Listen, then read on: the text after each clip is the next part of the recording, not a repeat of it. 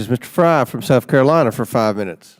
Thank you, Mr. Chairman. Since taking office, the Biden administration has usurped an incredible amount of authority to push what they can't do in Congress, but to push their liberal agenda, ultimately trying to fundamentally change the makeup of this country. I mean, think about it. Since day one, they've gone after the constitutional rights of law-abiding gun owners. They've pushed a ridiculous amount of regulations on our businesses, small businesses. They're prioritizing ESG standards over Americans' retirement funds. They've put green energy over practical energy production. They've decided Americans shouldn't own gas stoves, as absurd as that sounds, and they even feel the need to regulate puddles. Under the leadership of this administration, agencies like the ATF, EPA, SEC, and FTC feel emboldened to extend their scopes of power beyond what Congress has intended, and instead of pursuing a responsible and effective regulatory agenda. Government agencies were never meant to act like this. This is Congress's role, yet this administration continues to push it and costing families and businesses all across this country an insane amount of money. They've been stifled in court cases, West Virginia versus EPA most recently, but it's not enough. They continue to push this. So, Mr. White, Biden's administrative state approach varies greatly from the approach of President Trump and allows for much less gatekeeping by the current OMB. What lessons can be learned from both approaches?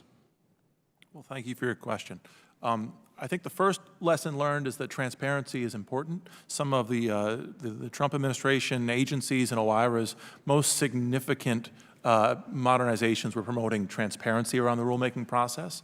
Sunshine is always the best disinfectant. That's a timeless lesson. But I think it's also a lesson we're relearning now in the aftermath of the administration and the agencies pulling down a lot of the curtains that have been raised up by the previous administration. Thank you. Professor Mulligan, the House has passed 8 CRA resolutions rebuking the administration's regulatory overreach. Has the administration made any effort to halt that overreach? I haven't followed up on those CRA motions and actions. Mr. White, do you care to comment on that? I'm sorry to plead ignorance, but I've not followed them as closely either.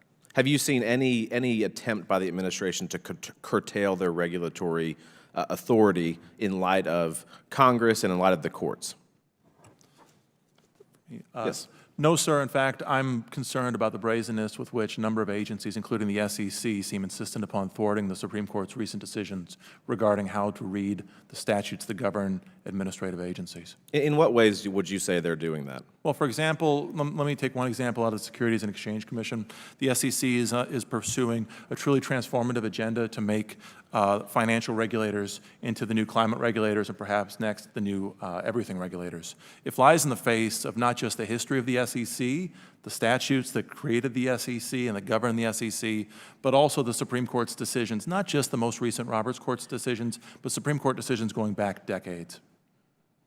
Thank you, Mr. Campbell. Did I pronounce that correctly? The Biden administration has issued regulations creating 218 million hours of regulatory paperwork for businesses. What impact of these regulatory burdens will be felt on small businesses?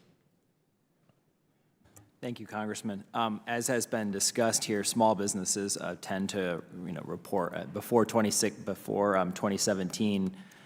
Every year in the NFIB study, small businesses said that cumulative regulatory burdens was their #1 concern. So we know, going back a long ways, that that's an issue.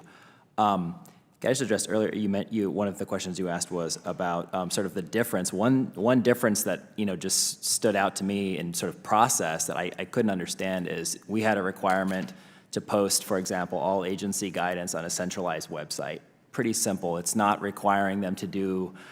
It's not changing policy at all. It's just saying post it where people can find it, and that requirement is now gone.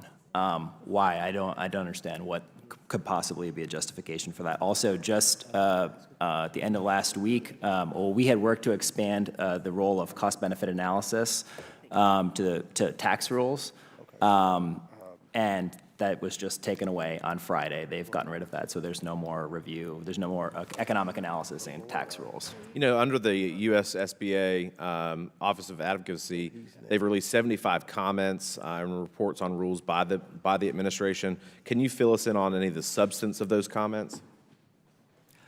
No, I'm not familiar with those specific comments, but they do weigh in on, generally. Advocacy plays a very important role in the review process and working with OIRA to make sure that small business interests are, concerns are accounted for. I think it's really important that continue to be protected.